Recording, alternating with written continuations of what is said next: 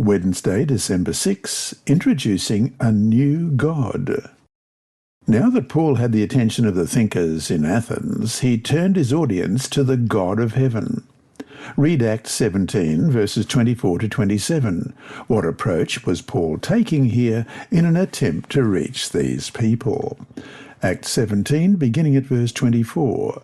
God, who made the world and everything in it, since he is Lord of heaven and earth, does not dwell in temples made with hands, nor is he worshipped with men's hands as though he needed anything, since he gives to all life, breath, and all things, and he has made from one blood every nation of men to dwell on all the face of the earth, and has determined their pre-appointed times and the boundaries of their dwellings, so that they should seek the Lord, in the hope that they might grope for him and find him, though he is not far from each one of us. For a people who cared enough about spiritual things to build an altar to an unknown God, Paul's words were intriguing. A creator who does not live in a temple needs nothing from humans, but instead supplies human needs. For a culture steeped in Greek mythology, in which the gods were unpredictable, self-centered, and cruel, the idea of a god like the one Paul described was a wonderfully intriguing thought.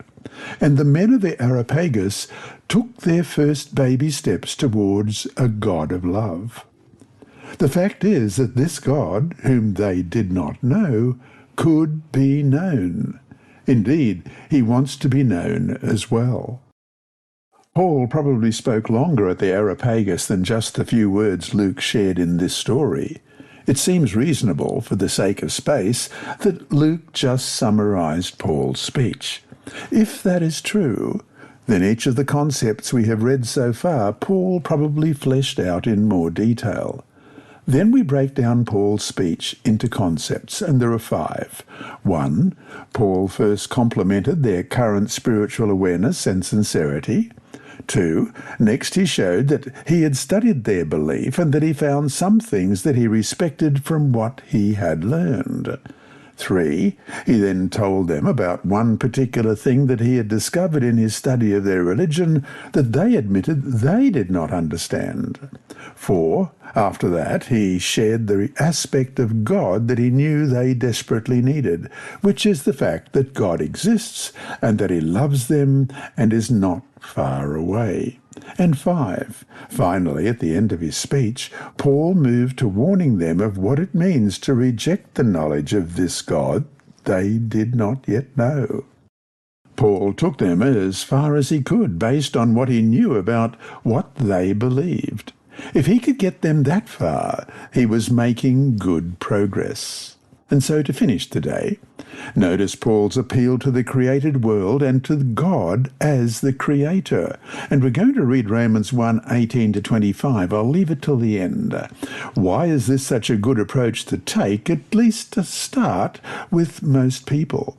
What is it about the created world that points so powerfully to God?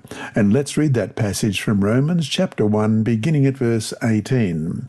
For the wrath of God is revealed from heaven against all ungodliness and unrighteousness of men who suppress the truth in unrighteousness, because what may be known of God is manifest in them, for God has shown it to them. For since the creation of the world, his invisible attributes are clearly seen, being understood by the things that are made, even his eternal power and Godhead, so that they are without excuse. Because, although they knew God, they did not glorify him as God, nor were thankful, but became futile in their thoughts, and their foolish hearts were darkened. Professing to be wise, they became fools, and changed the glory of the incorruptible God into an image made like corruptible man, and birds, and four-footed animals, and creeping things.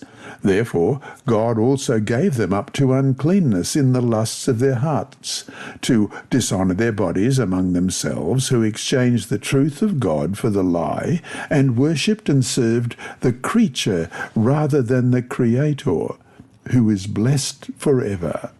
Amen. You have been listening to a reading of the Adult Sabbath School lessons by Dr. Percy Harrold and the inside story by his niece Sibylla. Apart from being provided free to those who are visually impaired, these audio lessons are available on the official General Conference Sabbath School and Personal Ministry app, on SoundCloud, Apple iTunes, and also on YouTube. Search for Percy Harrold Sabbath to find all of these. And remembering all the time that God is always faithful.